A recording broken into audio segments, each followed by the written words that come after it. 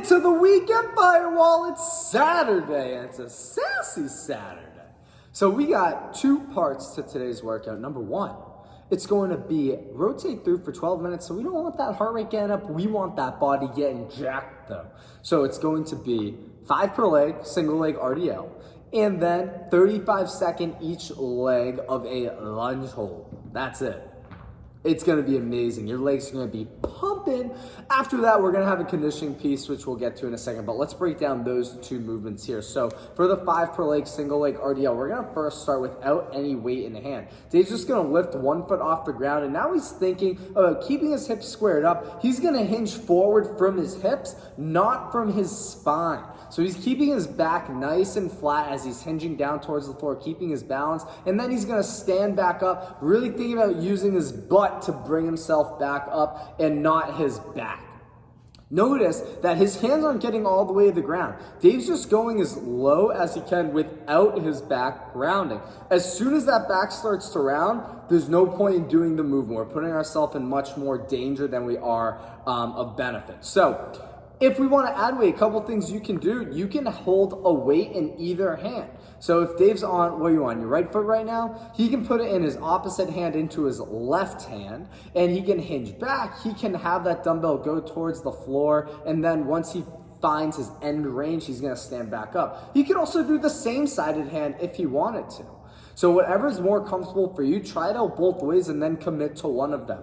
If you have multiple weights at home that are the same, feel free to hold a weight in each hand. That actually usually really helps center us up in doing these single leg RDLs. Remember, it's only 5 each side. Find your balance first, then add resistance to the movement. The other movement is going to be that lunge hold, where we want that knee 1 inch off the ground. Dave's going to turn, yeah, it's a good angle actually. So Dave's going to start at the bottom of his lunge, where he's making sure that his front shin and his back thigh are straight up and down. So front knee over the heel, back knee under the hip directly. Now he's going to press out of his front heel and back toes and lift his knee up just 1 inch off the ground. When he's holding this position, his legs are going to be burning. He's pressing through that front heel. He's going to make sure he's on an arch and he's locking down those ribs, staying nice and tight. Once 35 seconds is up, he can drop that knee, and then he's going to switch to the other side. Remember, it will be a 35-second each side hold here. The reason why it's 35 seconds is because in the past we've always done 30, so we're trying 5 extra seconds today. Okay, we're looking to get through these two movements maybe about 5 times in that 12 minutes. Then, our workout. You ready for this? All right, so here's the workout. It's gonna start with a 400-meter run. Then you got 44 alternating dumbbell snatches. Then you got another 400-meter run, 33 alternating dumbbell snatches. Then you got another 400-meter run, 22 alternating dumbbell snatches. Oh yeah, and then another 400-meter run to finish. Crazy stuff. It's wacky, out of this world. So the running, we're obviously not going to break that technique down for you, but we do want you to be pushing yourselves on these runs. So we want the 400s taking you about anywhere between 1:50 to 2 minutes and 10 seconds. Somewhere in that 20-second range is where we want you to be with each of these runs, and especially on that last 400-meter run to finish the workout. As soon as you hit 200 meters and you hit your turnaround point, you are booking it back to where you started to finish that workout. You should be on the ground without a lot of air in your lungs.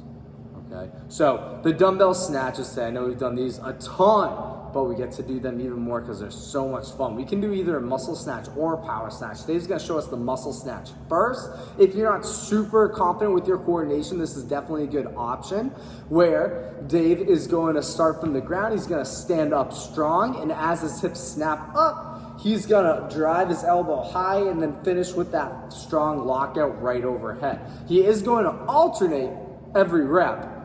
Oh yeah. Boom. Into that muscle snatch. So you can see he's kind of dumping that weight into the other hand when he's switching.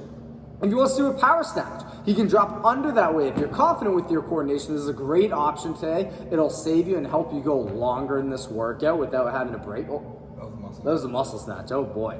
So the power snatch one more time. He's dropping under the weight now, saving his shoulders a little bit for more reps. In the round of 44, we want you to either do this unbroken. You might be a little light if you're able to do the 44 reps in a row, or maybe 2 or 3 sets. So maybe break at that halfway point, take a quick little shakeout, or maybe break it up into 3 sets. In the round of the 33 alternating dumbbell snatches, either unbroken or in 2 sets. And then in that last round of 22 alternating snatches, let's try to complete that in just 1 set. Okay, so the cap for the workout is gonna be 20 minutes. Your goal is to finish this in 16 minutes or less. Good luck with this one. Gonna be a lung burner and a leg burner. A lot of burning.